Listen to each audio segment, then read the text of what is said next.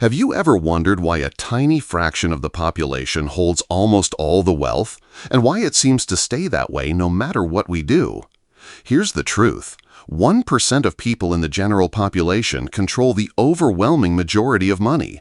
And even more shocking, 1/10 of that 1% controls almost all of that. It might sound unfair, maybe it is, but it's also a natural law, a principle that governs the distribution of creative output across all domains. Whether it's wealth, talent, art, music, or even sports, the pattern is the same. A small group always produces the majority of the results. Just think about Monopoly. Every time you play, one person ends up with all the money. That's not a fluke. It's the inevitable result of multiple, random trades over time. In real life, it works the same way. Run a trading experiment with 1,000 people. Give each of them $10 and let them trade by flipping a coin. Winner takes $1 from the loser.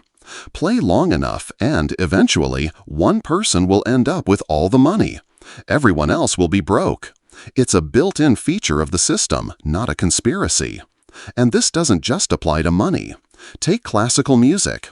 Just 5 composers, Bach, Beethoven, Brahms, Tchaikovsky, and Mozart, wrote the music that accounts for 50% of the repertoire. The same pattern exists in sports, business, city populations, you name it.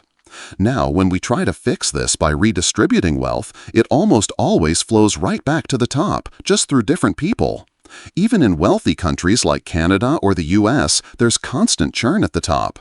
Around 10% of people will be in the top 1% income bracket for at least 1 year in their lives. And about 40% will make it to the top 10% at some point. But no matter what, the concentration remains. A small group controls the majority of the wealth. Let's take a historical example. After peasants in Russia were given land in the early 20th century, a small number of them became extremely successful. They were called kulaks. These farmers fed the majority of the population. But during the Soviet collectivization under Lenin and Stalin, they were labeled as enemies of the people, demonized simply for being successful. Mobs were formed, their land was seized, they were imprisoned or worse, shipped off to Siberia where many died. The result? Mass famine. 6 million people starved in Ukraine. This is what happens when guilt is assigned based on class or group identity. It's a dangerous road, one we're seeing echoed again today with growing calls for group-based blame and reparations. It's not that injustice doesn't exist, it's that simplifying the problem to us versus them almost always ends in disaster. Now, let's look at poverty. We often say it's caused by a lack of money, but that's wrong. In fact, money is incredibly difficult to manage. I've seen people, especially those battling addiction, completely self-destruct when they receive a financial windfall. One of my former clients would vanish for days after getting his disability check, blowing all his money at the bar, only to end up half dead in a ditch. Money didn't help, it destroyed him faster. Even among the elderly today, online scammers drain what little they have left. It's not just about giving people money, it's about teaching them how to manage it, and that's hard. Another hard truth, IQ matters. No one likes to hear it, but it's one of the best predictors of financial success over time, especially when paired with a personality trait called conscientiousness. That's your ability to be responsible, organized, and goal-oriented. But what if someone has a low IQ? It's not easy to fix. In fact, we don't know how to do that effectively. And yes, it's a structural issue no political ideology has properly addressed. I once had a client with an IQ around 80.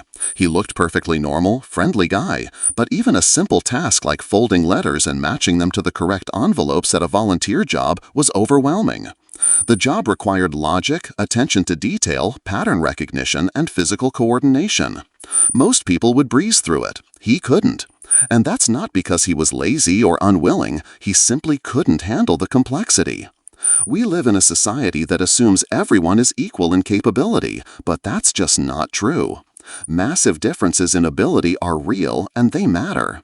So what does this mean? It means the problem of inequality isn't just about greed or oppression. It's baked into the fabric of how reality works, how talent, intelligence, and behavior interact with opportunity. It's a hard truth to swallow, but one we need to face if we're going to find real solutions.